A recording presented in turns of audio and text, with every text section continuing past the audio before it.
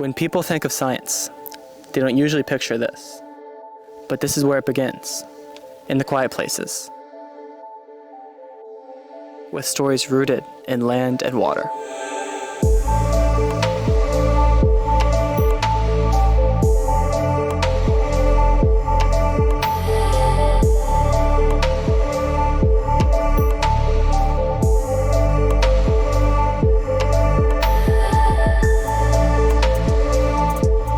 It's about turning those stories into tools that make water science matter.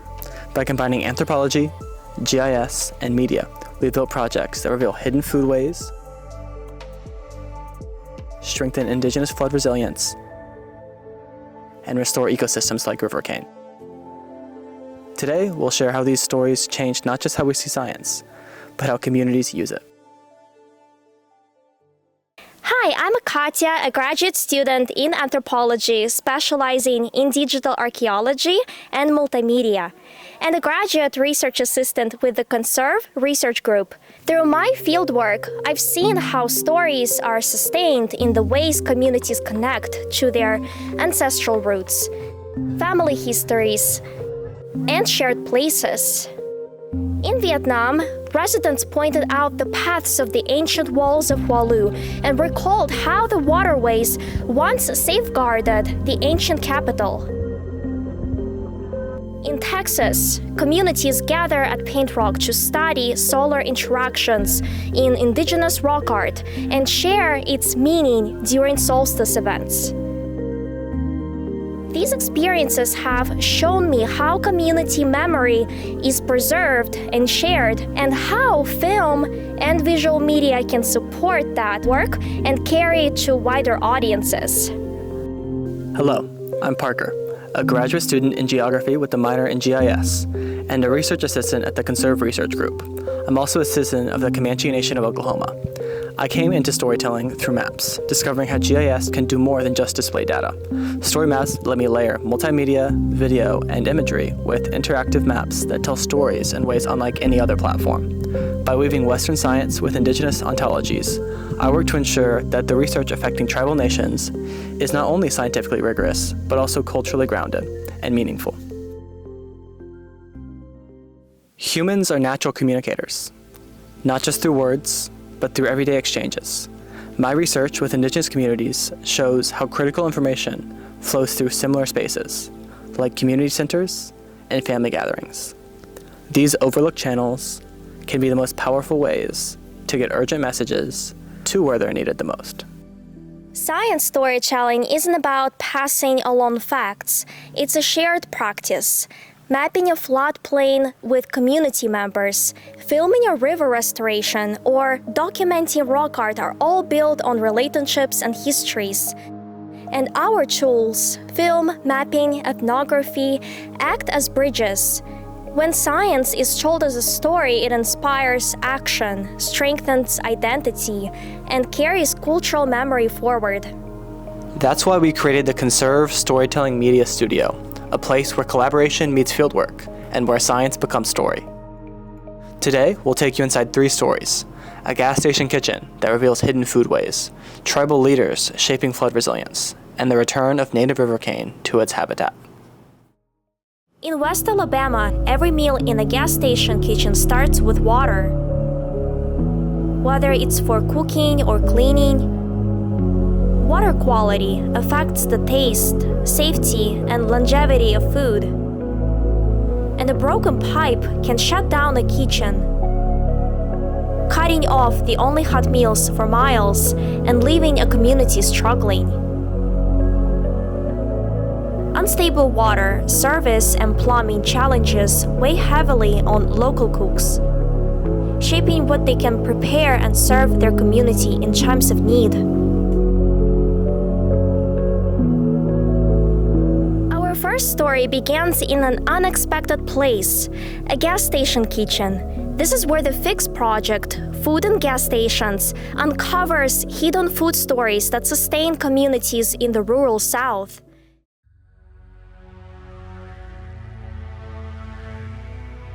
In Greensboro, the Mustang home cooking was destroyed when a car crashed into it. What could have been an ending became a story of resilience. Within a month, with community support, Mustang Oil reopened just down the road, proof of how deeply people valued their local eatery. In Birmingham, at Mac's One Stop, Heather told us how the pandemic turned her family's gas station into a lifeline. We spend probably more time with our customers than we do our own friends and family. So, I mean, there's a little bit of building a relationship, and you have a lot of core people that, rely on you, they depend on you. Customers came daily not just for food, but for the sense of stability and comfort it offered. And in Holt, lunchtime cooks at a Chevron shared fried fish and peach cobbler perfected over decades, food that draws people from across Alabama.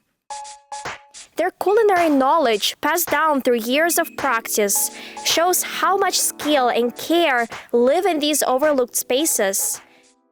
Some of the best food you get is from a gas station. Yeah. Through visual ethnography, like mapping, interviews, and film, FIGS shows how food insecurity, rural poverty, and community care intersect in unexpected places. Gas stations are often dismissed as convenience stops, but for many rural communities, they are food hubs, cultural anchors, and survival networks. That's why storytelling matters. Without it, these kitchens remain invisible in conversations about food access and policy. With it, we can show scientists and decision makers that solutions to food insecurity may already be thriving in places no one thought to look. In the Black Belt, where grocery stores are scarce, remind us that resilience is built in places we often overlook. In kitchens and corner stores, in streams and floodplains, all held together by the water that sustains them. Water stories also show how communities face challenges that spill across borders. In Ottawa County, Oklahoma, 9 fairly recognized tribes share the same floodplain. When the waters rise, the damage ignores boundaries, but the response does not. This often leaves tribes with recurring floods and limited resources. The Lost Creek, in Seneca began to rise rapidly this morning. 16 adults plus children and pets were evacuated in the 3-hour time period that we were there. And that was just within a half-mile radius. Federal forecast tools meant to help, like NOAA's flood inundation maps and the National Water Model, often fall short. Coverage gaps and the absence of Indigenous perspectives means that communities are often left without the knowledge they need to act. That's why communication tools matter. Our project began with conversations, not models. By working alongside tribal leaders, we co-created story maps, weaving NOAA science with traditional ecological knowledge and custom flood simulations. These maps reflect culture, strengthen sovereignty, and make science usable at the local scale. In Ottawa County, floods are not just about water. They surface deeper issues of sovereignty and survival. By blending Western science with traditional ontologies, we transform data into stories that communities can act on, stories into tools that shape the future. Following a devastating flood in 2009, waters flooded the town of Seneca, Missouri, on the border of Oklahoma, approximately an hour before they impacted the Wyandotte Nation. Locals know of this timeline. However, warning often comes from visual observation of local community members and residents, rather than a formal gauge system. This additional lead time would have allowed for significant prep and significantly helped protect life and property. This work extends beyond just Oklahoma. Partnering with the ERDC and Engineering with Nature, we built a story map tracing acequia irrigation systems. Acequia comes from the Arabic word which roughly translates to water bearer. This type of irrigation came from the Middle East and was brought into Spain with the Moors. Spanish conquistadors then brought it to the New World, where it was blended with indigenous irrigation methods and is still in use to this day.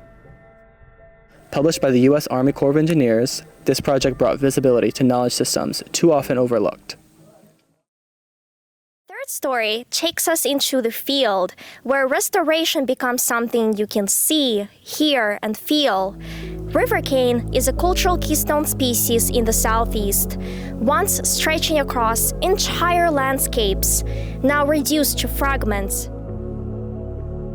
It stabilizes creeks, filters water, and shelters biodiversity, but for indigenous communities, its meaning runs deeper.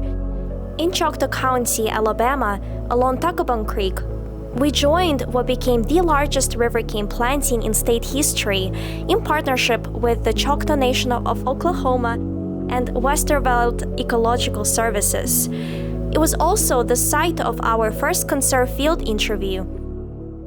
Logically, it is a bamboo, but it's native to North America, which is very special. A lot of the bamboos you see in around urban areas and things, or the bamboos that have a bad reputation for taking over forested areas, those most often are introduced from other countries. A lot of them come from Japan or China, but this is our own native bamboo species. That day, traditional knowledge keepers stood shoulder to shoulder with biologists and conservationalists, united by a shared purpose: bringing native rivercane back. Working alongside elders from the Choctaw Nation of Oklahoma, we learned the art of thinning a cane stand to encourage new growth, a practice of patience, observation, and respect. From cane harvested in Tuscaloosa, Alabama, Ms. Rose Fisher and her team from the Gina Band of Choctaw Indians revived the making of a Gina-style burden basket, once used during removal to carry family possessions. Its revival showed how cultural memory can live again through restoration. Restoration is not just ecology, it's a cultural continuity, honoring the past while shaping a future where ecosystems and traditions endure. Through these stories of food, floods, and rivercane, we've learned that storytelling is more than just communication. It's infrastructure. Just like kitchens or riverbanks, stories hold communities together in times of change. At CONSERVE, we've seen how visual ethnography makes invisible resilience possible. A gas station kitchen that feeds a town, a floodplain map that strengthens tribal sovereignty, a cane stand that carries centuries of memory. Each case reminds us why communication tools matter. Without them, communities are left out of the conversation. With them, science becomes something people can use to act, to adapt, to endure. The stakes are clear. Water crises, food insecurity, and cultural loss are not abstract. They shape daily life. But when researchers, communities, and storytellers work together, we can do more than document problems. We can co-create solutions rooted in both science and tradition. That's why this work matters. Because if we do it well, storytelling doesn't just explain the world as it is. It helps imagine the world as it could be. Resilient, inclusive, and alive with memory.